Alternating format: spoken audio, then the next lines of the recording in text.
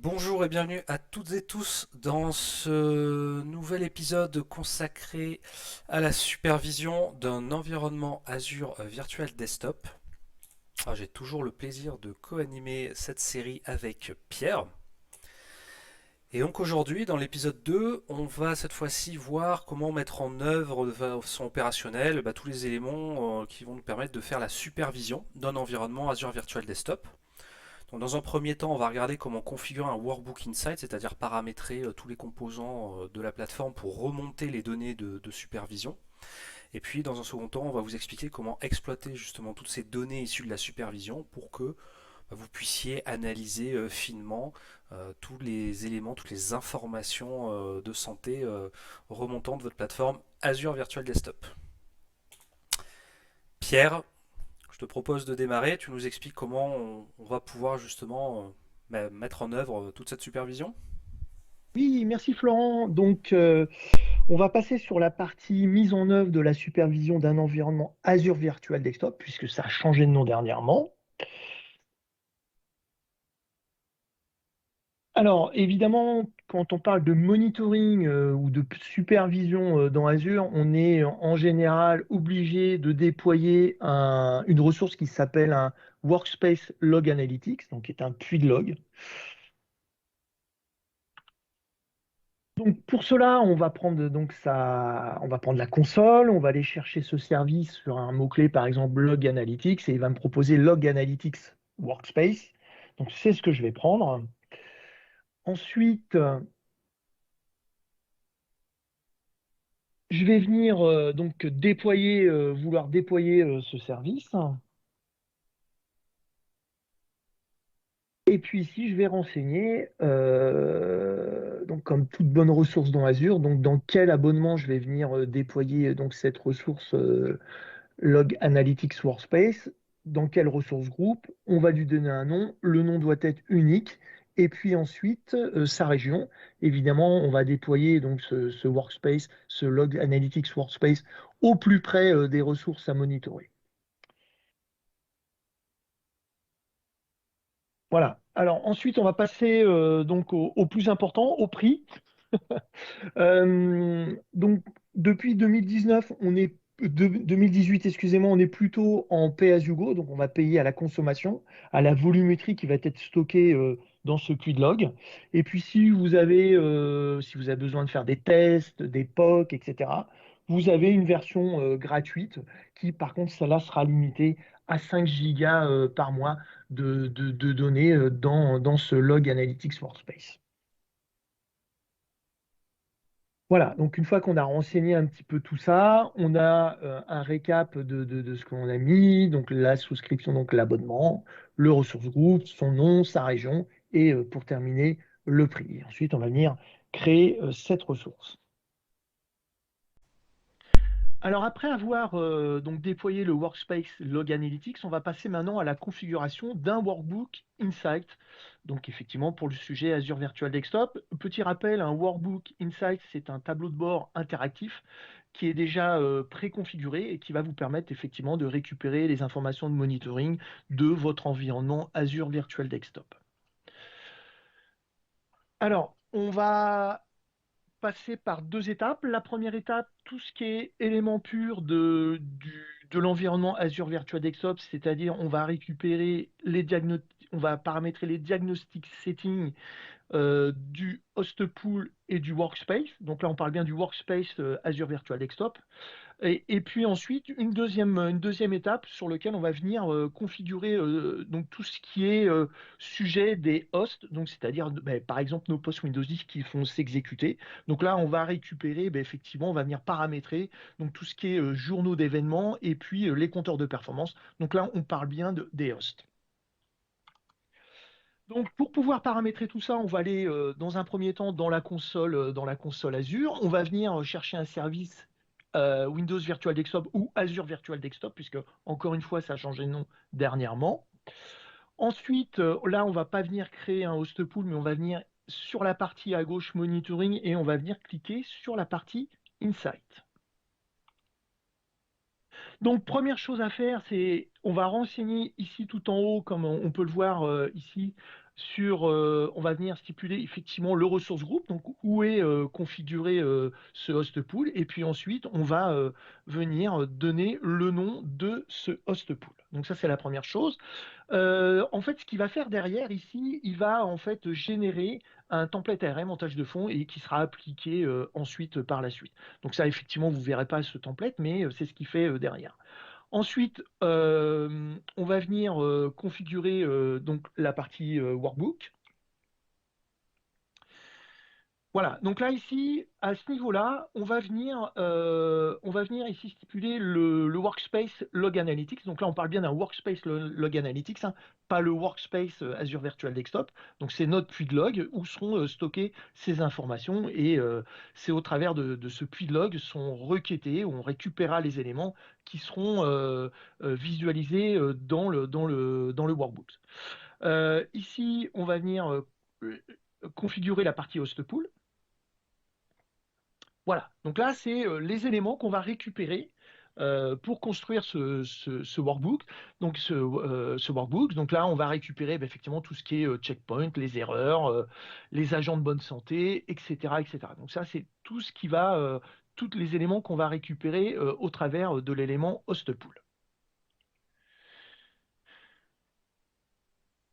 Voilà, donc là ici, en attendant un petit peu, ici on va voir la visualisation effectivement de comment ça est, enfin, le paramétrage, donc ça a bien été fait, hein, le template RM a bien été appliqué, et puis ici on a la visualisation effectivement des insights de ces éléments. Voilà. On va faire pareil pour le workspace. Donc là, donc on a fait le host pool, maintenant on fait le workspace. Donc encore une fois, on parle bien d'un workspace Azure Virtual Desktop. Donc là, on va venir le configurer. Donc là, on va récupérer, donc là, dans ce workbook, ce workbook Insight, on va récupérer effectivement les erreurs, les checkpoints, les feeds et tout ce qui est activité de management. OK. Voilà. Donc là, comme le host pool, là, on va récupérer donc faites les éléments du workspace de Azure Virtual Desktop. Voilà. Donc là, tout est paramétré à ce niveau-là et on peut passer à la suite. Après avoir configuré donc les diagnostic settings du host pool et du workspace Azure Virtual Desktop, on va passer maintenant au sujet des hosts. Donc, ce sont des machines qui s'exécutent dans un host pool. Donc là, par exemple, on parle bien de postes Windows 10 qui s'exécutent dans un host pool. Et là, on va récupérer, donc pour ce Workbook Insight, on va récupérer les journaux d'événements. Donc, c'est les journaux, ici, il faut comprendre les journaux Windows, et puis quelques compteurs de performance pour pouvoir alimenter ce dashboard. Donc, dans un premier temps, on va retourner sur la partie Insight, d'accord? Et là, maintenant, on va passer, ici, comme on peut le voir sur la slide, ici, on va passer à la partie session host data setting. Voilà. Donc, une fois qu'on a lancé donc cette partie session host data setting, ici on va visualiser ici les hosts qui font partie de notre host pool. Donc là, dans cet exemple, on a deux hosts, GenCloud 1 et GenCloud 0. Donc là, on va rajouter ces hosts dans ce workspace. Donc là, on va le faire en cliquant ici. Et ensuite, qu'est-ce qui va se passer ici? Il va en fait installer des extensions dans les machines, hein, les fameux agents MMA, qui, au travers de ces agents, on va récupérer donc ces fameux compteurs et puis ces fameux journaux d'événements. Donc là, on va venir déployer. Voilà, donc là, il faut attendre un petit peu, 2-3 minutes par machine pour que ces agents puissent être installés. Donc, on installe ça via les extensions des machines virtuelles. Donc, voilà. Donc là, ici, on a une vue d'une machine avec les extensions et on voit effectivement l'agent OMX Extension qui, encore une fois, c'est un agent qui va s'exécuter dans les hosts et c'est au travers de cet agent où on va récupérer les journaux Windows et les compteurs de performance de nos hosts.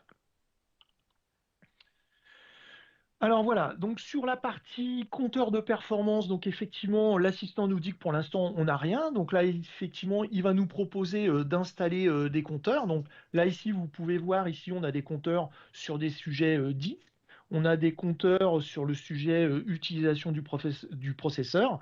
On a des compteurs sur les sessions active sur les services Terminal Services.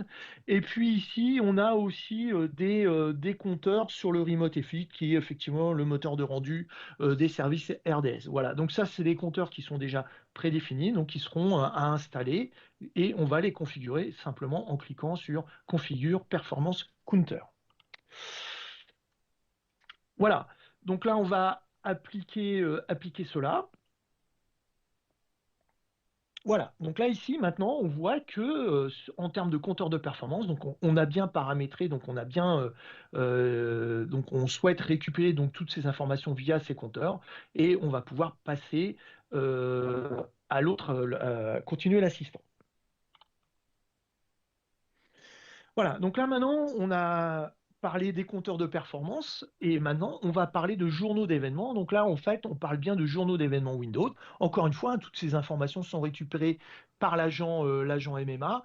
Donc là, qu'est-ce qu'on va récupérer qu'est-ce qui va nous intéresser au niveau de notre tableau de bord? Ben, on va récupérer les informations sur le service Terminal Service, donc tout ce qui est service RDS. On va récupérer, chose super importante, tout ce qui est sujet FS Logic, puisque vous savez, effectivement, FS Logic, c'est la technologie qui nous permet effectivement de stocker les profils utilisateurs. Et il est toujours bon de savoir, dans une infrastructure Azure Virtual Desktop, qu'il n'y a pas de problème sur les profils utilisateurs. Donc là, voilà, donc on va récupérer donc, tous ces journées d'événements, et ensuite, on va venir simplement les configurer ici, les ajouter. Donc là, on le déploie. Voilà, donc une fois que donc on s'est déployé, donc on a ici l'exemple bah, qu'effectivement ces journaux d'événements ont été bien paramétrés et ensuite on peut continuer et normalement ça devrait être terminé. Voilà. Donc à la fin, donc on a fait donc les compteurs de donc on a fait les compteurs de performance, on a fait les journaux d'événements Windows. Encore une fois, tout ça, on récupère ça par l'agent qui a été installé automatiquement via des extensions des hosts pool, des hosts, excusez-moi, et ensuite on va récupérer effectivement toutes les informations de notre Workbook Insight. Et puis là, ici, on a une overview, simplement bah, voir les deux hosts qui s'exécutent. A priori, tout se passe bien et on va voir les sessions. Et puis ensuite, on verra par la suite qu'est-ce qu'on peut récupérer comme information au travers de ce Workbook Insight. Alors voyons maintenant comment configurer des alertes d'intégrité du service qui sont un bon complément aux données de supervision que Pierre vient de configurer. Donc les alertes d'intégrité en fait, sont intéressantes puisqu'elles vont pouvoir nous informer de l'état du service au niveau de la plateforme Azure et on va pouvoir avoir des informations en quasi temps réel liées à des changements justement de fonctionnement du service. Donc pour ce faire, on vient ici sur le portail Azure. On va rechercher service Elf depuis la barre de recherche pour accéder à l'assistant. Et à partir de là, on va pouvoir venir créer une alerte personnalisée, une alerte de santé personnalisée depuis cet assistant. Alors la première chose à faire, c'est évidemment comme toujours de choisir la souscription, l'abonnement dans lequel on va créer cette alerte. Ensuite, dans la liste déroulante des services, donc là on retrouve l'ensemble des services Azure disponibles sur la plateforme et on va choisir Windows Virtual Desktop / Azure Virtual Desktop pour cibler les alertes et les informations concernant vraiment ce service en particulier. Et on va encore restreindre les alertes générées en précisant aussi la région sur laquelle je souhaite être informé d'un état de changement du service. Ensuite, on va venir configurer les différents critères pour lesquels on souhaite déclencher une alerte.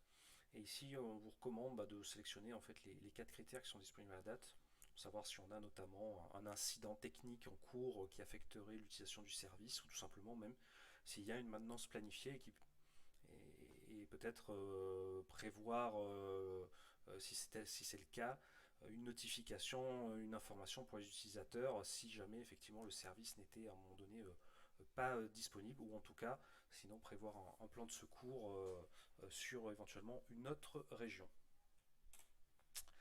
Donc une fois qu'on a paramétré ces conditions, on va venir ici créer ce qu'on appelle un groupe d'action qui va nous permettre d'automatiser la réponse que l'on souhaite apporter. Donc on vient ici faire add group, create action group. Je précise, comme d'habitude, l'abonnement, un groupe de ressources dans lequel je vais déposer cet objet.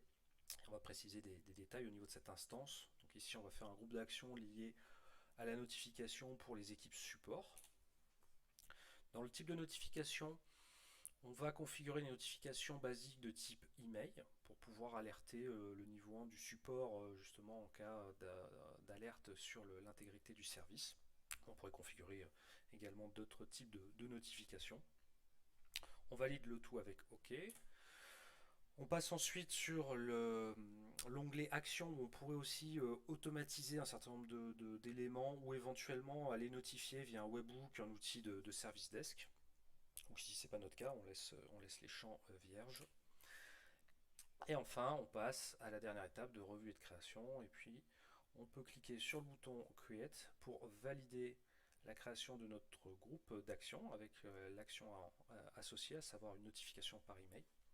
Et enfin, on termine l'assistant de création de cette alerte en donnant un nom à cette règle et une description pour pouvoir effectivement avoir plus de précision. Si notamment on a pas mal d'alertes qui ont été déjà créées, ça nous permet tout de suite rapidement identifier le type d'information qui va être propagé par email. Voilà, une fois que toutes ces informations sont correctes, il n'y a plus qu'à cliquer sur le bouton bleu Create Alert Rule pour générer la règle et dans notre cas elle sera activée directement après la création. Voilà, maintenant que nous avons configuré tous les éléments nécessaires à la supervision, on va pouvoir regarder comment exploiter le workbook Insight, donc qui se présente en fait sous la forme d'un tableau de bord. Et lorsque l'on vient dans la section Monitoring Insight, on est par défaut sur la vue d'ensemble qui nous donne tout un tas d'informations. Premièrement déjà sur le type de host pool que nous avons mis en œuvre, sur l'état de santé aussi des hosts qui composent ce host pool, le nombre de sessions disponibles, l'état de ces hosts au sein du host pool. Ici on peut voir qu'on en a un par exemple qui est en mode drain, donc qui n'accepte plus de connexion, probablement pour des raisons de maintenance. Et on va retrouver toujours sur cet onglet vue d'ensemble des informations assez structurantes, notamment par rapport à l'expérience utilisateur, puisqu'on va tout de suite visualiser ce qu'on appelle le délai d'entrée médian par hôte, qui est en fait un compteur de performance qui va mesurer la durée pendant laquelle une entrée utilisateur, par exemple quand je vais bouger la souris ou faire une frappe clavier, va rester dans la file d'attente avant d'être récupérée par une application ou un processus. Et donc cela nous donne des informations assez intéressantes pour qualifier et être certain de la qualité de l'expérience utilisateur finale. On va considérer que les délais d'entrée qui vont être bons sont les délais qui vont être courir jusqu'à 150 millisecondes. Là, on va être dans des délais très bons, très acceptables.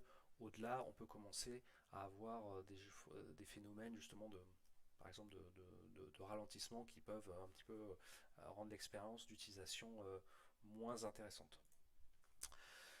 Sur le deuxième panneau, donc les diagnostics de connexion, ici on va avoir les informations qui vont nous expliquer quels sont les volumes de connexion en fait qui ont réussi ici en vert et au contraire ceux qui n'ont pas réussi à atteindre en fait l'hôte de session. Alors pour diverses raisons, et quand on est justement sur un échec de connexion, ce qui est intéressant sur ce panneau, c'est qu'on va pouvoir avoir les détails par tentative utilisateur, par host. On voit ici par exemple que lorsque j'avais tenté de me connecter sur un des deux hosts de ce pool, en fait dans toute la séquence d'établissement ici de la connexion, en fait le problème est au niveau du logon. Le problème concerne en fait ici un échec d'authentification probablement en fait lié à la saisie d'un mauvais mot de passe. On va ensuite pouvoir zoomer également sur les performances des connexions avec notamment le temps nécessaire pour se connecter pour de nouvelles sessions. Donc c'est notamment le délai en fait entre le moment où un utilisateur va commencer sa session et celui où on va vraiment le comptabiliser comme connecté au service Azure Virtual Desktop. Donc là ici on voit qu'on est sur des temps très corrects, de 15 secondes pour l'établissement d'une connexion de bout en bout. Et forcément, l'établissement de nouvelles connexions, quand on regarde cet angle-là, va toujours prendre plus de temps que quand on va rétablir des connexions existantes, hein, puisque on va devoir effectivement passer par toute la procédure d'établissement d'une connexion via le contrôle plan. On va également avoir les informations sur le temps RTT, le temps d'aller-retour de la connexion entre l'emplacement où se trouve en fait l'utilisateur final, hein, chez lui ou en situation de mobilité, et la région Azure où va se trouver l'hôte de session disponible pour lui répondre. Donc là encore une fois, on préconise, hein, de ne pas dépasser des valeurs de 150 millisecondes au niveau du temps aller-retour, hein, entre l'utilisateur et l'hôte de session. Donc il y a un outil qui permet d'estimer l'expérience justement Azure Virtual Desktop et la région Azure recommandée par rapport à l'emplacement géographique de l'utilisateur, hein. On recommande vraiment de passer cet outil-là si on n'est pas certain, en tout cas, du choix final pour la région Azure. Ensuite, on va pouvoir avoir tous les éléments de diagnostic, cette fois-ci liés aux hôtes de session et notamment toutes les alertes qui peuvent apparaître, alertes ou erreurs d'ailleurs, qui vont être catégorisées au niveau de cette page ici d'information. Donc on va avoir des alertes, notamment sur le service, ou en tout cas avoir une description plus précise de l'endroit où l'erreur peut se produire, hein. Tout ça va être synthétisé sur cette page-là qui est automatiquement alimentée. On va retrouver également les informations d'événements, par exemple, liées au fonctionnement des profils FSLogix. Donc là aussi, c'est extrêmement important, évidemment, pour un utilisateur qui ne retrouverait pas directement ces données. On va pouvoir avoir des informations complémentaires sur les raisons pour lesquelles le service FSLogix n'aurait pas réussi à charger un profil. Donc là, on voit en l'occurrence que tout est au vert sur cette configuration. Et on va également récupérer toute la partie événementielle des journaux Windows. Donc ce sont les sources de données, hein, que Pierre avait configurées, qui sont collectées par les agents Log Analytics sur les hôtes de session Windows 10, pour pouvoir analyser effectivement plus finement les éventuelles erreurs applicatives ou système.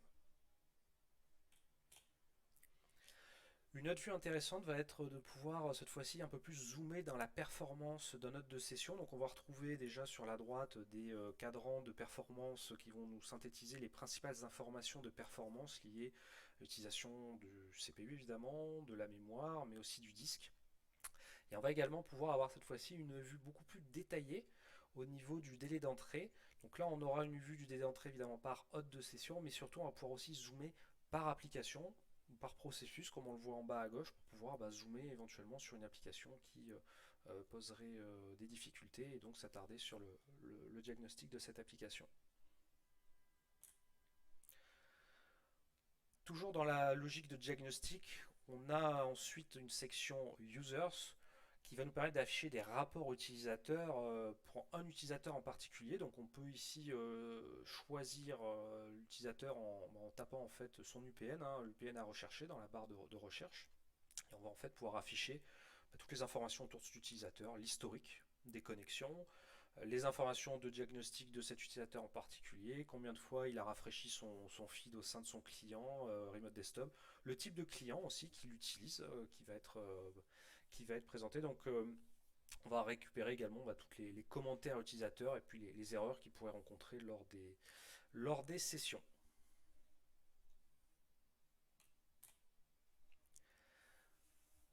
Ensuite, dans le volet utilisation, un compteur intéressant est le nombre en fait d'utilisateurs par cœur présents en fait dans les hôtes de session. Donc cette information elle est assez intéressante puisque en fait le fait de pouvoir suivre le nombre d'utilisateurs maximal par cœur au fil du temps va aussi nous aiguiller pour déterminer si l'environnement Virtual Desktop qu'on a déployé dans Azure, il s'exécute toujours avec soit suffit un nombre assez élevé ou au contraire fluctuant d'utilisateurs par cœur, et en fonction des résultats de ce graphe, peut-être déterminer s'il faut procéder à un scale-up ou au contraire un scale-out du nombre d'hôtes de session pour mieux répartir la charge et donc affecter les ressources nécessaires à un environnement qui soit agréable à utiliser pour les utilisateurs finaux. On va toujours sur ce volet, on récupère également l'information concernant le nombre d'utilisateurs mensuels actifs. toujours intéressant d'avoir un relevé de compteur, ne serait-ce même que pour des informations de conformité logicielle. Également, on va retrouver toutes les informations liées aux clients, c'est-à-dire aux versions de logiciels qui s'exécutent sur l'ordinateur final et qui fournissent l'interface d'accès à Azure Virtual Desktop. Donc là, en l'occurrence, on va voir qu'on a principalement un client riche, le client donc Remote Desktop de la plateforme Windows, mais on a aussi des accès via un navigateur donc, et via le portail HTML5. Et enfin, sur la dernière page, on va voir la synthèse de l'ensemble des alertes Azure Monitor qui sont configurées sur l'abonnement et qui vont être classées selon les niveaux de gravité. Alors évidemment, avec tous les les différentes mesures que l'on peut avoir à déployer en cas de gravité importante, et notamment les éléments de gravité zéro qui s'afficheront ici sur cet écran, mais également sur la page vue d'ensemble, puisque ce sont les éléments les plus urgents à prendre en charge, bien entendu. Voilà, on est arrivé au terme de cette session donc, qui était dédiée à la mise en œuvre et à l'exploitation de la supervision de l'environnement Azure Virtual Desktop. Merci Pierre pour toutes ces informations, puis merci à toutes et tous pour nous avoir suivis sur ce nouvel épisode. N'hésitez pas à nous poser vos questions dans les commentaires et on y répondra avec grand plaisir. Et puis on vous donne bien entendu rendez-vous pour de prochaines sessions très prochainement. À bientôt.